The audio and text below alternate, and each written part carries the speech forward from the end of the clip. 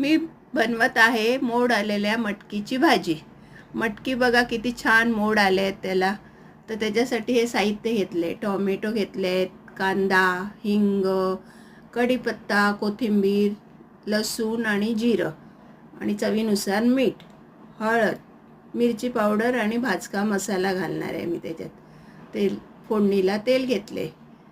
आता गॅसवर मी एक भांडं ठेवले, त्याच्यामध्ये तेल घालून घेतले, त्याच्यात जिरं टाकलं, जिऱ्यामध्ये हिंग टाकले आणि लसूण आणि कढीपत्ता याची फोडणी दिली आहे आणि ती चांगली परतवली।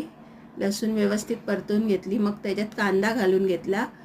कांदाही आपल्याला व्यवस्थित परतवून घ्यायचा आहे त्याच्यात। आणि कांदा परतवून झाला की त्याच्यात हळद, मिरची पावडर आणि भाजका आपला मसाला घालून घेते। आता ते व्यवस्थित परतवलं की त्याच्यामध्ये टोमॅटो टाकून घेतले। टोमॅटो पण व्यवस्थित त्याच्यात परतवायचे। मग मीठ टाकायचं, मीठ टाकून मग ते परतवलं की त्याला जरा असं तेल सुटते।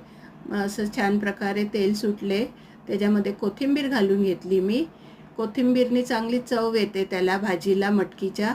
मग मी मटकी मोड आलेली मटकी त्याच्यामध्ये घालून ती व्यवस्थित आपल्याला सगळं एकजीव करायचे, व्यवस्थितपणे मिक्स करून घ्यायचं। मग त्याच्यात थोडं पाणी टाकायचं, कारण आपल्याला सुकी भाजी करायची आहे, त्याच्यासाठी ते व्यवस्थित पाणी टाकून परतवून मग त्याला आपण ढाकण लावून शिट्ट्या काढायच्या 3-4। मग आपली शिट्ट्या 3-4 झाल्या की आपली मटकीची भाजी तयार आहे।